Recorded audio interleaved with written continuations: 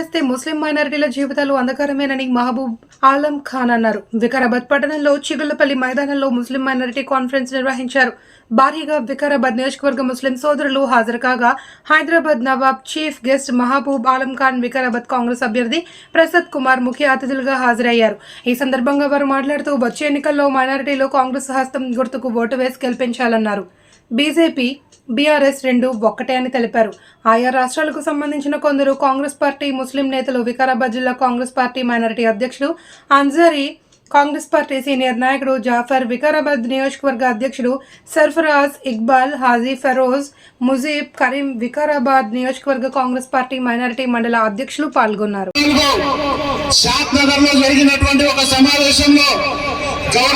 ముఖ్యమంత్రి కల్వకుంట్ల చంద్రశేఖరరావు గారు ఒక ముస్లిం సభను ఉద్దేశించి ఒక మాట అన్నారు.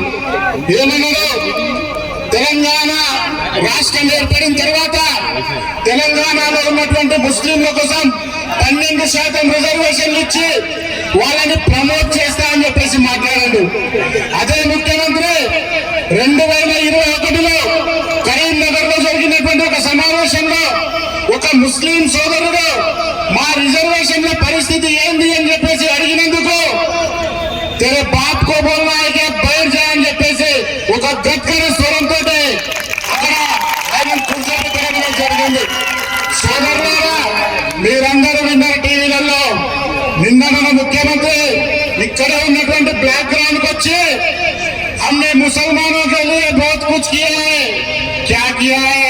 मुसलमानों को रमजान को कपड़े दे रहे हैं, मुसलमान को रमजान में इफ्तार में बिरयानी खिला रहे हैं. నేను మా ముస్లిం సోదరులను అడుగుతున్నా, బిర్యానీ ముస్లింలు ఇప్పుడు తింటున్నారా? 1200 సంవత్సరాల క్రితం అక్బర్ మొఘల్ చక్రవర్తులు ఏలేటటువంటి కాలంలోనే ముస్లింలు ఈ ప్రాంతానికి బిర్యానీని పరిచయం చేసినటువంటి సోదరులారా, నువ్వు మాకు బిర్యానీ తినిపించి 2 జతల బట్టలిచ్చి మా ఓటు బ్యాంకును కొల్లగొట్టి మా వక్ఫ్ బోర్డు భూములన్నింటినీ నాశనం చేసి మమ్మల్ని రంజాన్ పండుగకి బట్టలు తీసుకునేటటువంటి బిచ్చగాళ్ళుగా చిత్రీకరించినటువంటి ముఖ్యమంత్రి ఈ రోజు కాంగ్రెస్ పార్టీ భారతదేశానికి స్వాతంత్రం వచ్చినప్పటి నుంచి ఈ రోజు వరకు దేశం విభజన జరిగినటువంటి 1947 నుంచి హైదరాబాద్ సంస్థానం భారతదేశంలో విలీనమైనటువంటి సెప్టెంబర్ 1948 వరకు కాంగ్రెస్ పార్టీ ముస్లింల కోసం పనిచేసింది. సోదరులారా, ఒకే ఒక ఉదాహరణ చెప్తా. ఈ రోజు తెలంగాణ రాష్ట్ర శాసనసభలో ఒకే ఒక్క ముస్లిం ఎమ్మెల్యే ఉన్నాడంటే మనం ప్రమోట్ అయినట్లా రిమోట్ అయినట్లా ఒక్కసారి ఆలోచన చేయాలి. నేను ఇంకో విషయం చెప్తా. నేను 2004 కంటే ముందు ఉస్మానియా యూనివర్సిటీకి పోయినప్పుడు అక్కడ నిజాం నవాబ్ కట్టినటువంటి ఆర్ట్స్ కళాశాల ముందు ఏదైనా జల్సా జరిగితే, ఏదైనా మీటింగ్ జరిగితే కేవలం 4 ముస్లిం యువకులు, ముస్లిం పిల్లలు ఉండేవాళ్ళు, టోపీ పెట్టుకొని సిగ్గుపడే వాళ్ళు, మొత్తం వేరే వాళ్ళు ఉండేవాళ్ళు. కానీ 2000 ఇచ్చింది. ఈ రోజు 2004 తర్వాత ఉస్మానియా ఆర్ట్స్ కాలేజ్ ముందు ఇఫ్తార్ దావత్లు అయినాయి. అక్కడ ప్రతి 17 హాస్టళ్లలో ప్రతి హాస్టల్లో కూడా ఈ రోజు కూడా నమాజ్ జరుగుతుంది. ఇది ముస్లింలకు కాంగ్రెస్ చేసినటువంటి మేలు. సోదరులారా, ఇది కాంగ్రెస్ పార్టీ అంటే నీలాగా మాటలు మాట్లాడి కోతలు కోసేటటువంటి పార్టీ కాంగ్రెస్ కాదు. బాక్లానందల్ ప్రాజెక్టు కాడి నుంచి, నాగార్జున సాగర్ ప్రాజెక్టు కాడి నుంచి పక్కనే ఉన్నటువంటి కోటపల్లి ప్రాజెక్టు దాకా, ఈ పక్కనే ఉన్నటువంటి సర్పంపల్లి ప్రాజెక్టు దాకా కాంగ్రెస్ పార్టీ చేసింది, కాంగ్రెస్ పార్టీ చేసేది. ఈరోజు మతం పేరు మీద, కులం పేరు మీద ఈ రోజు నువ్వు మోసం చేసి ముస్లిం ఓట్ బ్యాంకులు కొల్లగొట్టి ఫస్లీ ఉర్దూ మాట్లాడి ముస్లింల మధ్యన చిచ్చులు రేపి ఈ రోజు మళ్ళీ అధికారం చేజిక్కించుకొని ముస్లింలను నవాబులను చేద్దామనుకుంటున్నావా? బిచ్చగాళ్ళం చేద్దామనుకుంటున్నావా? ఈసారి నడవదు. ఈ రోజు వికారాబాద్ లో ఉన్నటువంటి ముస్లింలంతా కాంగ్రెస్ వైపు చూస్తున్నారు. ఎవరి వైపు చూస్తున్నారు? ఈ రోజు 2 సార్లు మోసపోయినాం సోదరులారా. 2014 మోసపోయినాం, 2018 మోసపోయినాం. 3వ సారి మోసపోతే మమ్మల్ని కాపాడేటటువంటి నాయకుడు ఎవడు లేడు. ఈ రోజు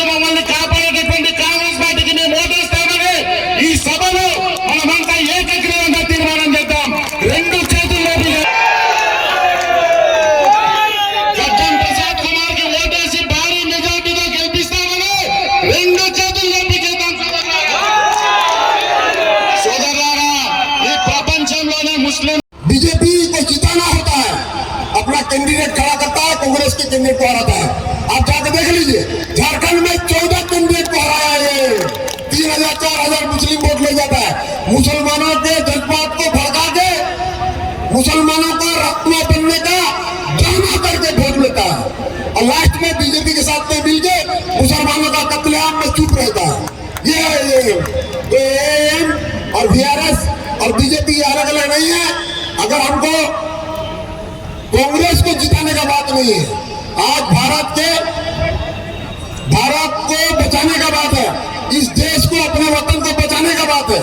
और ये वतन तभी बचेगा अगर आप लोग वोट देते हैं 5 साल में, अगर इस वोट को आप लोगों को कंटिन्यू देखना चाहते हैं, भारत का जो संविधान है, संविधान को बचाया देखना चाहते हैं, उस संविधान को, जो संविधान आपको हक दिया है, हुकूक दिया है वोट देकर सरकार बदलने का, ये संविधान को भी बदलने का बीजेपी का प्लान रेडी है। और वोट नहीं होगा, अगर बीजेपी 2024 में जीत के आता है तो आप वोट भूल जाइए और वोट का अधिकार हमारे पास में नहीं होगा। तो इस अधिकार को, इस हक को जिंदा रखने के लिए, इस हक को कायम रखने के लिए, भारत के संविधान को बचाने के लिए, भारत एक सेकुलर कंट्री है, यहाँ हम लोग सब हिंदू मुसलमान सिख ईसाई सब मिलकर रहते हैं। ये हमारा मातर वतन है, इसको बचाने के लिए, इसके संविधान को बचाने के लिए केसीआर उसको 1 लाख रुपए, जो शादीशुदा जोड़ा रहता है, जो नई शादी होती है, उनकी 1 लाख रुपए दे रहे। कांग्रेस पार्टी ने ऐलान किया हम सत्ता में आएंगे, जो भी नया जोड़ा रहेगा, जिसकी शादी नहीं होगी, जो गरीब रहेंगे, उसको 1,60,000 रुपए हम देंगे। और ये तो मुसलमानों के लिए हुआ। जनरल हम लोगों ने कहा जिसके घर में अंधेरा है, जिसकी जिंदगी में अंधेरा है, सोनिया गांधी ने कहा उनके घरों में अंधेरा नहीं होना चाहिए, उनकी बिजली की तार कट नहीं होना चाहिए। जैसा पूरी दुनिया को बिजली मिलती है, उसी तरह हर गरीब को, तेलंगाना के हर गरीब को बिजली मिलना चाहिए। इसलिए ये अनाउंस किया कि 200 यूनिट फ्री, हर गरीब के घर में 200 यूनिट फ्री हम करें। ना कोई बिजली की बिल आएगी, ना लाइनमैन आएगा, ना तार कट करके जाएगा। हम लोगों ने कहा सारे औरतें जितने तेलंगाना के हैं, जो आरटीसी के बसेस है, जो ट्रांसपोर्ट, स्टेट गवर्नमेंट की ट्रांसपोर्ट सर्विस है, उसमें फ्री घूमेंगे। कई ऐसे वादे हम लोगों ने किया है।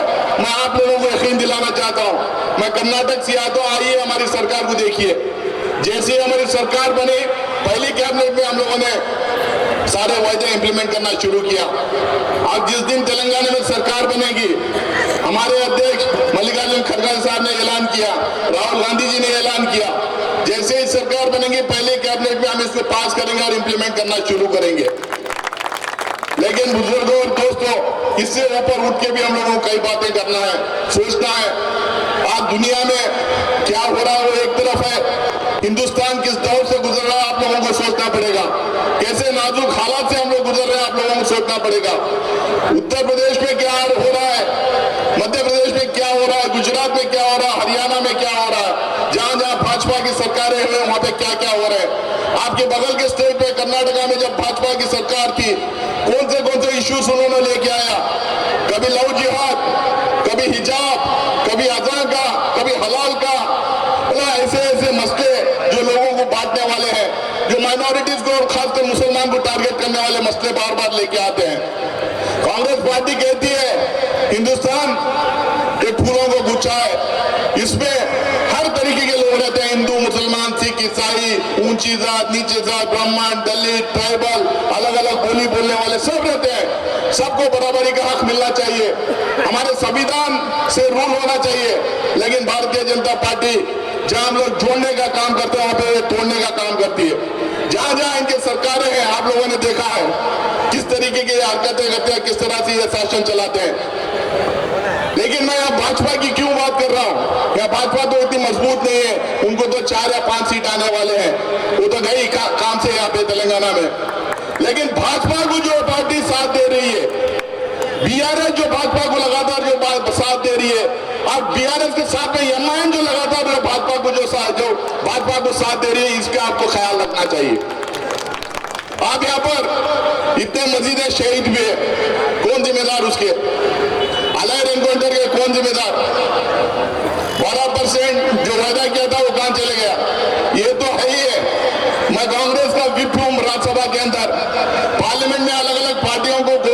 करने का काम करता हूं मैं। इंडिया अलायंस जो बना है उसमें काफी कोऑर्डिनेशन का काम मेरे जिम्मे है।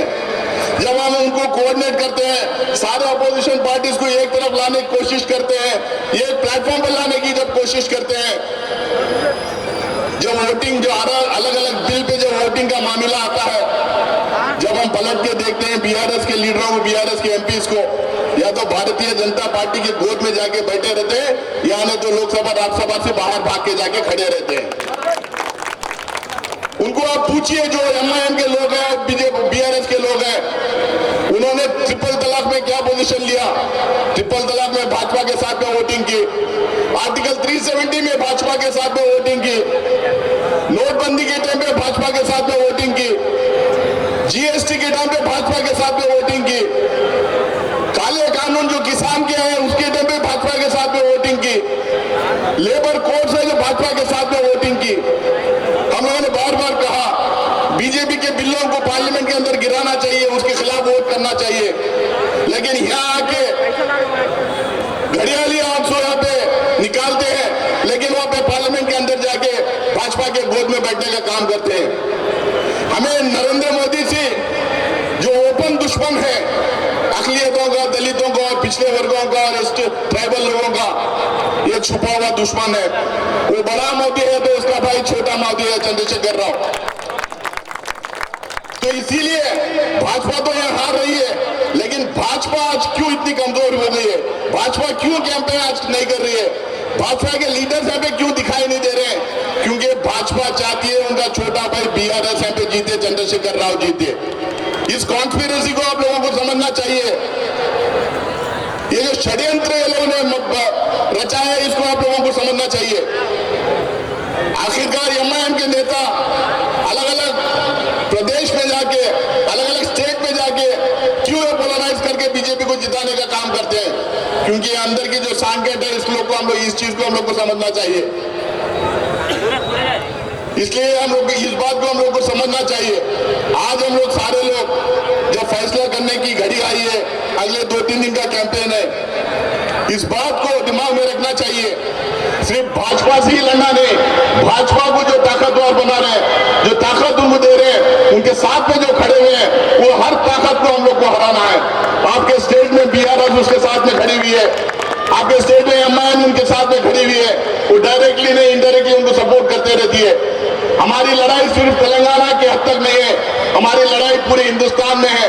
2023 में अगर हम कांग्रेस यहाँ पे सत्ता में आएगी, आप यकीन कीजिए 2024 में कांग्रेस सत्ता में दिल्ली में आएगी।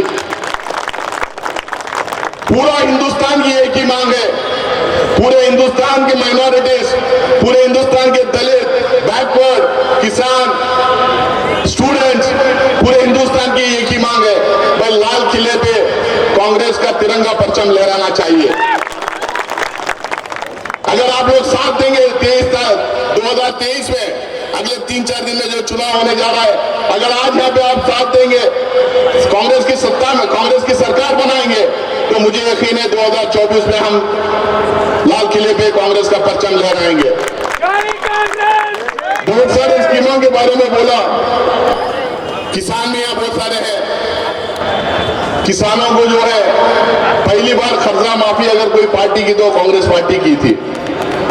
हमारी जब 2009 में हम लोग 4 में जीत किया, 9 में जीत किया, यूपीए की गवर्नमेंट बनी, जब हम लोगों ने किसानों का कर्जा माफी किया था, छत्तीसगढ़ में जीते तो किसानों को कर्जा माफी किया, मध्य प्रदेश में और राजस्थान में जीते तो किसानों को माफी किया, कर्नाटक में किया, यहाँ पे भी 2 लाख रुपए तक का किसानों को कर्जा माफी हम लोगों ने माफ करने का वायदा हम लोगों ने किसानों से भी किया है। मतलब हमारे आप गारंटीज देखेंगे, हमारे डिक्लेरेशन देखेंगे, हर मजहब के लोग को, हर वर्ग के लोग को कुछ ना कुछ हमने वायदा किया है। तो दोस्तों, लंबी तकरीर नहीं करूंगा क्योंकि बाबा सिद्दीकी साहब बहुत दूर से आए हैं। शकील साहब जैसा ने कहा, बिहार से आया हूं, प्यार का तोहफा लाया हूं। बाबा सिद्दीकी साहब प्यार के कई तोहफे और ढेर सारे तोहफे लेके आए होंगे, क्योंकि ये सबको प्यार बांटते हुए घूमते हैं। फिल्म इंडस्ट्री हिस्ट्री में इनका अपना नाम है। सारे खान इनके दोस्त हैं, इनके इशारों पे नाम ऐसा नहीं बोलूंगा, सारे दोस्त हैं इनकी बहुत गहरी दोस्ती है। 4 बार चुनाव मुंबई में जीतकर मंत्री बने थे। अब इनके बेटे वहां पर जीशान सिद्दीकी, बहुत ही मुझे लगता है हिंदुस्तान में सबसे कम उम्र वाले एमएलए इनके बेटे होंगे वहां पे। शकील साहब 2 बार एमएलए जीतकर और कांग्रेस पार्टी की लीडरशिप असेंबली में कर रहे हैं। और जेएनयू जवाहरलाल नेहरू यूनिवर्सिटी में 2-3 टाइम चुनाव जीतकर जेएनयू के स्टूडेंट यूनियन के प्रेसिडेंट रहे। इनके जाने के बाद में, ये जब यूनिवर्सिटी छोड़े तो मैं यूनिवर्सिटी ज्वाइन किया था, इनके जाने के बाद में मैं जेएनयू का स्टूडेंट यूनियन प्रेसिडेंट बना। हम सारे लोग इकट्ठा होकर सिर्फ चुनाव में नहीं, तेलंगाना में ही नहीं, पूरे हिंदुस्तान में हम लोग घूम रहे हैं। हम लोगों को फिक्र इस बात की है कि कांग्रेस पार्टी और आजादी के आंदोलन के टाइम पे हमारे आजादी के आंदोलन के नेताओं ने आजादी दिलाने के साथ साथ जो एक संविधान हम लोगों को दिया है, जो एक आईन हम लोगों को दिया है, कॉन्स्टिट्यूशन जो हमारा है, इस कॉन्स्टिट्यूशन के ऊपर लगातार अटैक हो रहा है। जो डेमोक्रेसी इस देश में, जो जमहूरियत इस देश में उन्होंने एस्टैब्लिश की, उसके ऊपर लगातार अटैक हो रहा है। आज वो दिन आ गया है और हम लोगों को ये जरूरत है कि हम लोग उस कॉन्स्टिट्यूशन को भी बचाएं, जमहूरियत को भी बचाएं। ये देश की मिली जुली जो सभ्यता है, जो गंगा जमुनी तहजीब जिसको हम कहते हैं, उसको भी हम लोग बचाएं। इस फिक्र से हम पूरे हिंदुस्तान में घूम रहे हैं। हम कह रहे हैं कि लोगों के बीच में ले जाके हम लोग अवेयरनेस क्रिएट करें, कांग्रेस को फिर से एक बार मजबूत करें, ताकि जो है पहले जिस तरह से हम लोग 6-9 मन से पूरे हिंदुस्तान में हम लोग जी रहे थे, उसी तरह से भाईचारा से लोग जिए। भारत जोड़ो यात्रा जो राहुल गांधी ने लेके निकला था, वो पैगाम हम लोग भी सबको देना चाहते हैं। हम लोग ये नफरत के बाजार में मोहब्बत की दुकान खोलना चाहते हैं। लोगों से हाथ जुड़ाना ही नहीं, दिल से दिल भी जुड़ाने का काम हम लोग करना चाहते हैं। लेकिन सत्ता में आएंगे तो ये काम इजी होगा, ये काम आसान होगा। इसीलिए आप लोगों से अदबन गुजारिश करते हुए कि आप तमाम लोग अपने भाई बंधुओं को, अपने अड़ोस पड़ोस के लोगों को बात कर 30 तारीख को सारे एकजुट होके ज्यादा से ज्यादा तादाद में बाहर निकल के हमारे भाई एक्स मिनिस्टर गड्डम प्रसाद साहब को वोट दें, कांग्रेस पार्टी को जिताएं, तेलंगाना में कांग्रेस पार्टी जीते। और आने वाले दिनों में सिर्फ आप लोगों के दिन नहीं, पूरे हिंदुस्तान में 24 में जब कांग्रेस का परचम लहराएगा, फिर से दोबारा हिंदुस्तान में डेवलपमेंट की ओर चले और सबके सुनहरे सपने साकार हो, कामयाब हो। बहुत बहुत शुक्रिया। जय हिंद, जय कांग्रेस। उसको तोड़ दिया गया। मस्जिदों को इसलिए शहीद कर दिया गया कि वो वास्तु के खिलाफ थे। और ये 2 मस्जिदों तक इस मामला नहीं रुका। तेलंगाना में तकरीबन 9 मसाजिद को शहीद कर दिया गया। गुज़िश्ता 60-70 साल की कांग्रेस के दौर में इतने मसाजिद शहीद नहीं हुए जो ये इस दौर में हुए। मेरा केसीआर से कोई जाती इख्तलाफ नहीं, मेरा उठ खड़े रहना सिर्फ और सिर्फ मेरी कौम की खातिर है।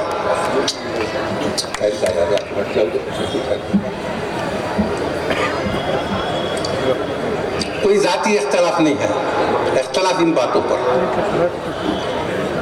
वादा था कि मुसलमानों को पॉलिटिकल रिप्रेजेंटेशन देंगे, नहीं दिया गया। ना कोई एमपी दिया गया, ना कोई एमएलसी दिया गया।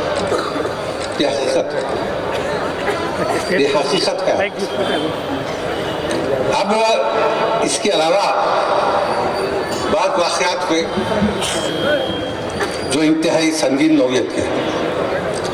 केसीआर जैसी ही हुकूमत संभाली, उसके चंद महीनों में, चंद दिनों में, चंद हफ्तों में आलेर एनकाउंटर के नाम पर 5 मुसलमान बच्चों को मारकर शहीद कर दिया गया। और इनके हाथ और पाँव में बेड़ियां थे, जो पुलिस की वैन में थे।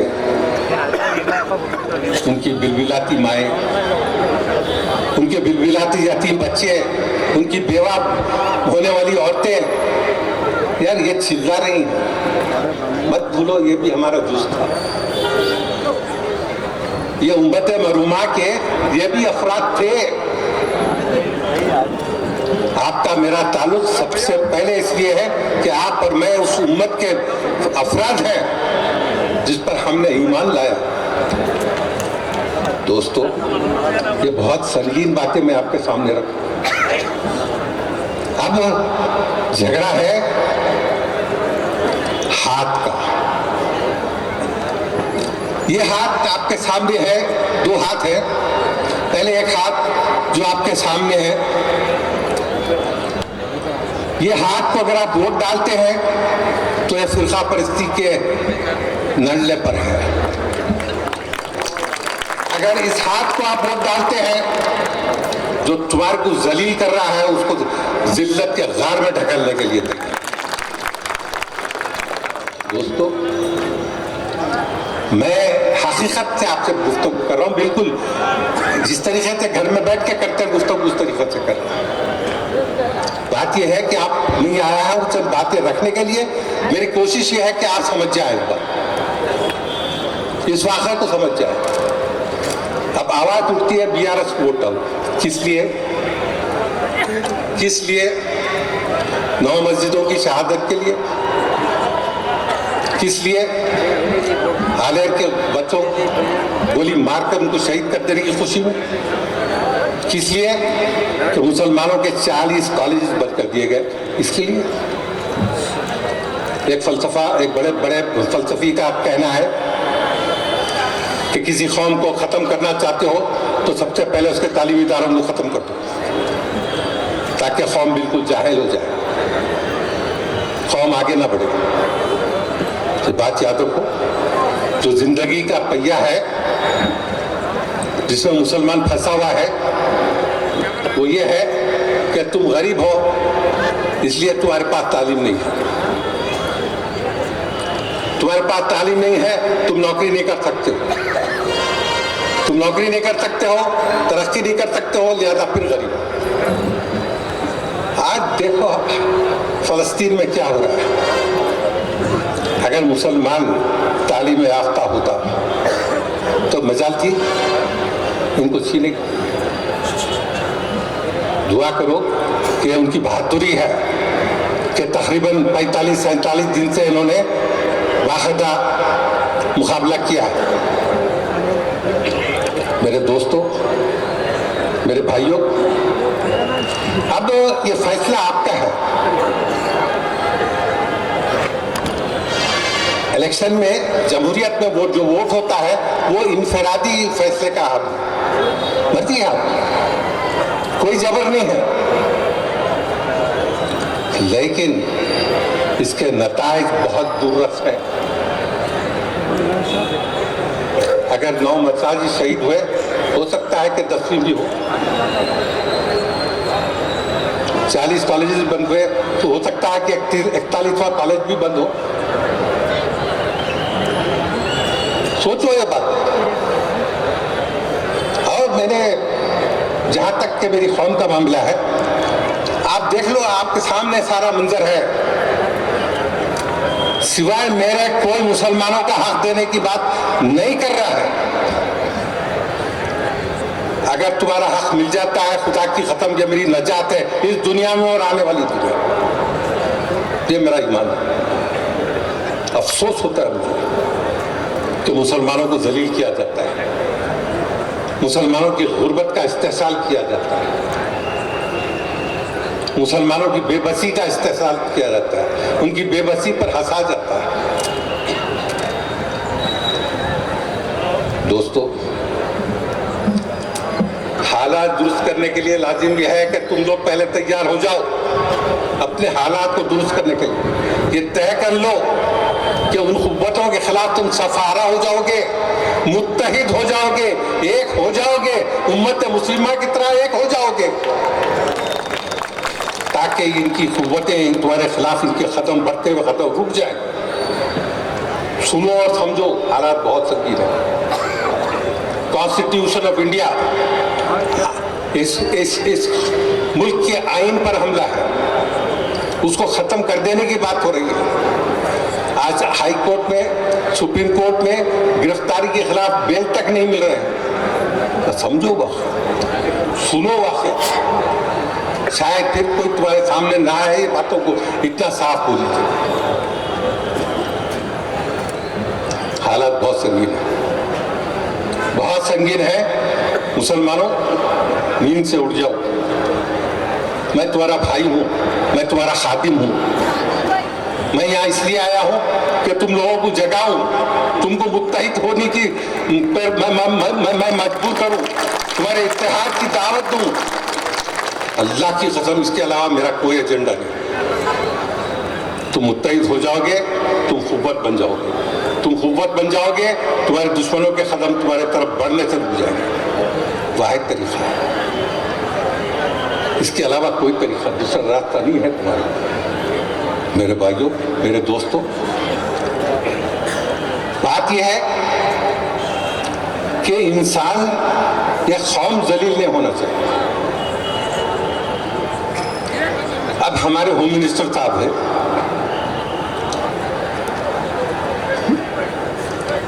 पांच नमाजों के फराइज के साथ साथ एक छठा फरीजा मुझ पर आयद हो गया, वो इनको कैफर किरदार तक पहुंचाने का इंशाअल्लाह पहुंचा दूंगा, आप लोगों की मदद से, आपकी दुआ से। इनका रोजमर्रा का एक वसूल बन गया है। केसीआर साहब हाथ उठाते हैं और ये झुककर प्यार करते हैं पूरे मजमे में। इसके माने क्या है कि अरे जलील मुसलमान, तू ये काम क्या है, आ मेरे बोसा ले हाथ को।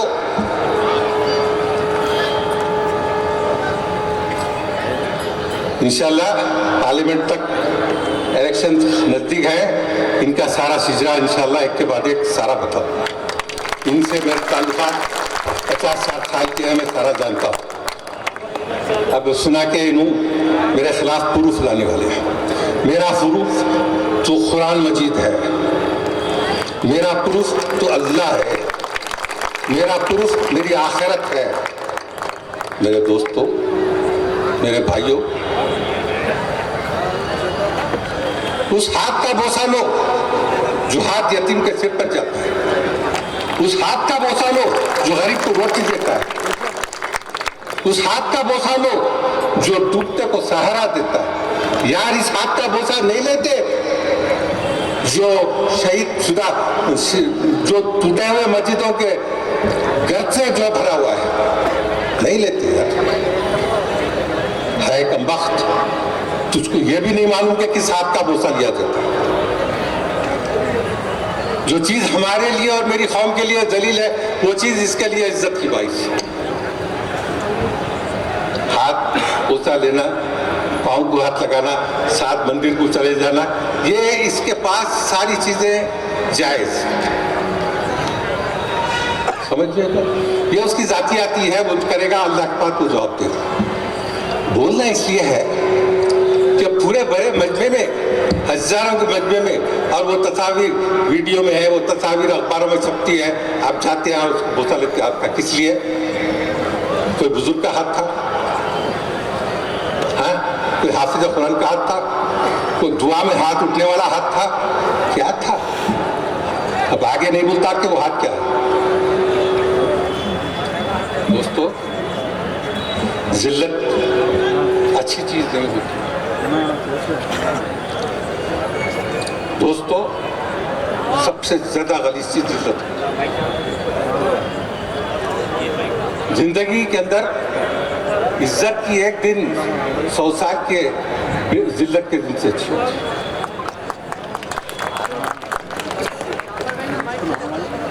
बोलना यह है कि आप लोग इन चीजों से नफरत करो, कम से कम नफरत करो। ऐ ला इलाहा के वारिस, जिल्लत तेरा मुकद्दर नहीं हो सकती, खुदा की कसम। अबस है वो शिकवे तकदीर यद्दा, तू खुद तकदीर यद्दा क्यों नहीं है? तू अल्लाह का मंशा बन जा मुत्तहिद होकर, तू तेलंगाना पे छा जा मुत्तहिद होकर, तेरे इत्तेहाद से हुकूमतों के जरूर हिल जाए। नहीं नहीं, मुझे उम्मीद है तुम लोगों से कि तुम उस हाथ को अपनाओगे जो हाथ कम्युनिज्म के लड़ने पर है।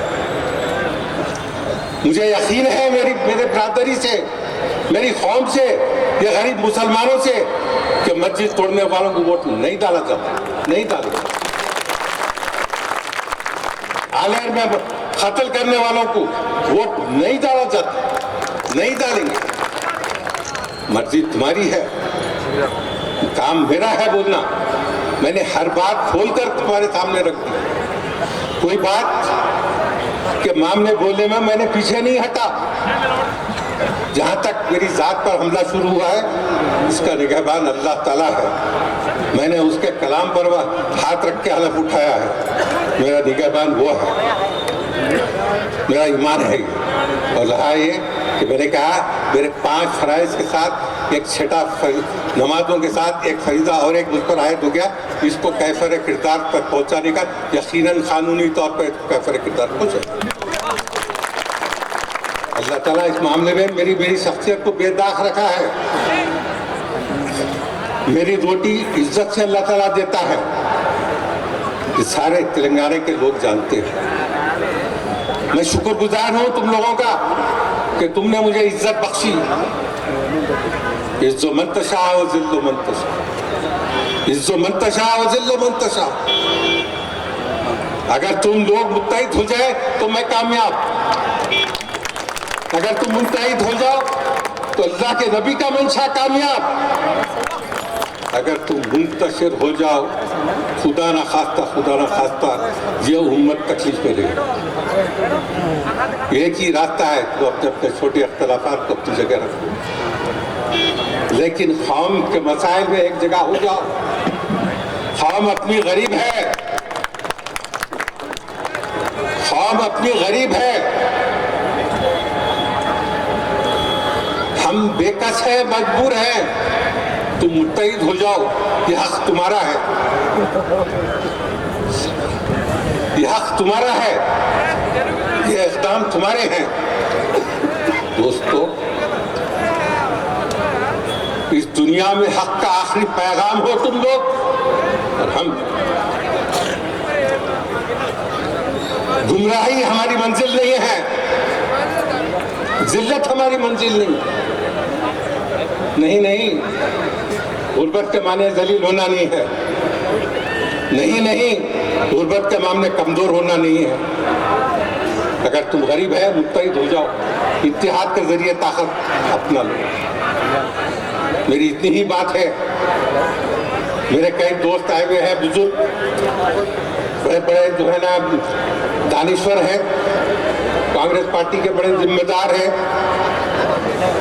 मैंने आपका काफी वक्त लिया, तकरीबन 40 मिनट हो रहे हैं।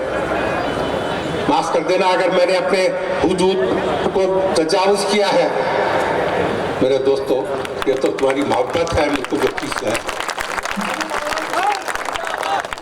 ये तो तुम लोगों की मोहब्बत है जो मुझको खींचा है। मेरी तड़प है मेरी कौम के लिए। उठो यार, उठो, दिन में से उठ जाओ, मुत्तहिद हो जाओ यार, मुत्तहिद हो जाओ। उस हाथ की तरफ बढ़ जाओ जो हाथ कम्युनलिज्म के लड़ने पर है। उतारा समझो वाक़यात और हालात। पार्लियामेंट में यूनिफॉर्म सिविल कोड आने वाला है।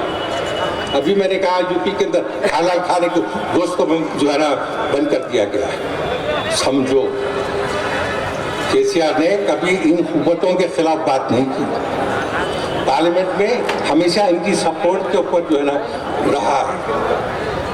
12 साल से जो शख्स अपने वादा शुदा बातों को पूरा नहीं किया, तो मजीद किस लिए उसके करीब जाओगे और किस लिए जाना चाहिए, ये सोचो तुम लोग। इसके साथ साथ मैं आखिरी में आप सबसे का शुक्रगुजार हूँ कि इतनी देर आपने दी मुझको, और मैं खुश हूँ कि आपसे मैंने खुलकर गुफ्तगू की है। जो मेरे ख्यालात थे आप तक पहुँचाया है। अगर मैं बात सही बोलता हूँ तो अपना, अगर बात सही नहीं बोलता हूँ तो रद्द कर दो। अगर मेरी बात मुसलमानों के और इस उम्मत के हक में नहीं है, मत मानो। मैं सिर्फ इतना कहता हूँ कि जो मस्जिद शहीद किया उनका साथ मत दो, उनका साथ। याद आती है, अल्लाह के पास भी जवाबदेह हो जाओ। याद रखो, याद रखो ये बात। फिर एक बार ऐ ला इलाहा के वारिस, जिल्लत तेरा मुखद्दर नहीं है, नहीं नहीं नहीं है, तेरी मंजिल और है। तू हुमाका है शिकारी, ये इब्तिदा है तेरी, नहीं मसलियत से खाली ये जहान मुर्गम है।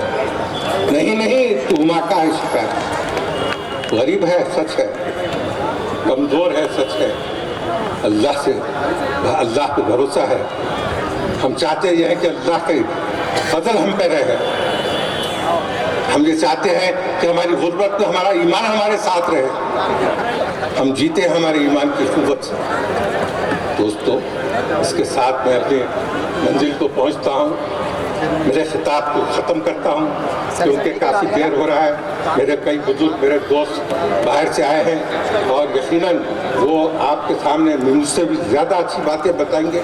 और मैं अब चाहता ये हूँ कि जिम्मेदार जलसा उनको दावत खिताब दे। आप सबका बहुत बहुत शुक्रिया। शुक्रिया शुक्रिया नवाब साहब। अभी हमारे प्रसाद साहब आए हैं, उनको एक बार आप दुआ दीजिए, 2 बात उन्होंने करें।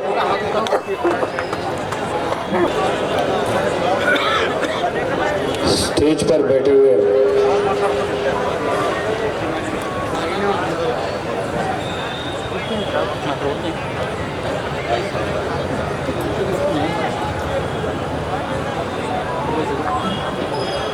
श्री नवाब साहब, महबूब आलम खान साहब और बाकी के बड़े लोगों पूरों को मेरा सलाम। और सामने बैठे सो मेरे माइनॉरिटी भाइयों को मेरा सलाम बोलते हुए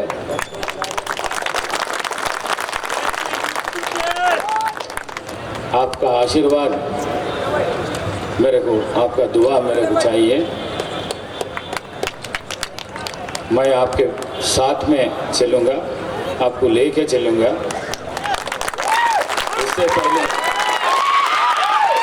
इससे पहले भी 2 बार एमएलए और मिनिस्टर बने, जब भी आपका साथ दिया, आपको साथ लेके चला, वैसा ही चलूँगा बोल के मैं आपसे वादा करूँ और वो वादा निभा दूँ, मेरे को दुआ करूँ। शुक्रिया, बहुत बहुत शुक्रिया। अभी